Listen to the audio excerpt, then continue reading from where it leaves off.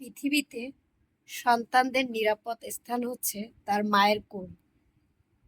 এই যে দেখেন, আমার বাবাটা, আমি এতক্ষণ ইফতারি ভাজতেছিলাম। সো সে হচ্ছে তার বোন রূপন্তীর কোলে ছিল। রূপন্তী অনেক চেষ্টা করতেছিল তার ভাইয়াটাকে ঘুম পাড়ানোর জন্য, বাট তার ভাইয়াটা একদমই ঘুমাচ্ছে না, অনেক কান্নাকাটি করতেছিল, অনেক উত্তেজিত হয়ে গেছিল, সে খুব রাগ। তো আমি কোলে নেওয়ার সাথে সাথে, মানে আমি ইফতারি অর্ধেক ভেজে রেখে চলে আসছি, কোলে নেওয়ার সাথে সাথে আমার ছোট্ট বাবাটা এই যে দেখুন এভাবে আমার কোলে ঘুমিয়ে পড়েছে। আসলে এই কথাটা এরকম সত্যি যে পৃথিবীর সবচাইতে নিরাপদ স্থান এবং শান্তিমূলক স্থান হচ্ছে আহ নিজের মা। সো সে তার মায়ের কোলে চলে আসছে, এর জন্য একদম রিল্যাক্সে ঘুমাচ্ছে। এই যে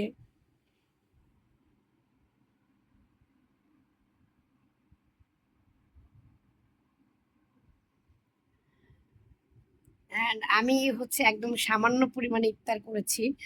বাট আগে হচ্ছে বাচ্চাকে টেক কেয়ার করতে হবে। সো বাচ্চা কান্নাকাটি করলে তো আর মা খাবার খেতে পারে না। আমিও রোজাদার ছিলাম, সারাদিন রোজার পর হচ্ছে সামান্য একটু খাবার খেয়েছি। বাট সমস্ত খাবার দাবার এই যে আমাদের একদম প্লেটের মধ্যে, বাট আমি কিন্তু সেরকম খেতেও পারিনি।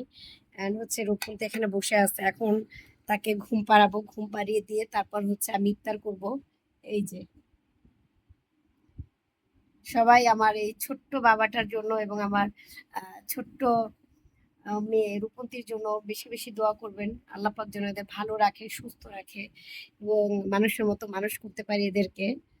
সেই যে মাশাআল্লাহ বলে যাবেন সবাই অবশ্যই কমেন্ট বক্সে। সবাই ভালো থাকবেন। আল্লাহ হাফেজ।